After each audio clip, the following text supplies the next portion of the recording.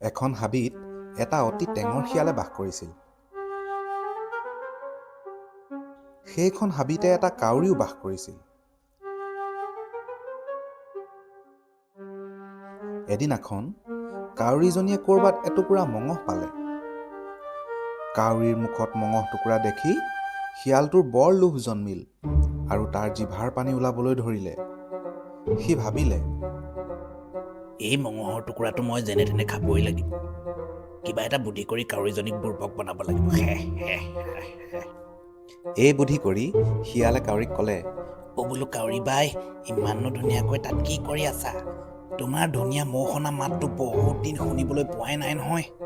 তোমাৰ ধুনীয়া মাতটোৰে মোক এটি গান গাই শুনাবানে? ছয়তান শিয়ালৰ চলাহী কথাত ভুল গৈ কাউৰীজনী গপতে উফন্দি পৰিল। মনৰ আনন্দতে কা কা বুলি গীত গাবলৈ মুখ মেলোঁতেই টুপুককৈ মঙহ টুকুৰা সৰি পৰিল আৰু শিয়ালে থাপ মাৰি ধৰিলে। তাৰ পাছত পৰম আনন্দ মনেৰে মঙহ টুকুৰা লৈ শিয়াল হাবিৰ মাজত সোমাই পৰিল। বেচেৰি কাউৰীয়ে চতুৰ শিয়ালৰ টেঙৰালি নুবুজাৰ বাবে মুখৰ আহাৰো হেৰুৱালে।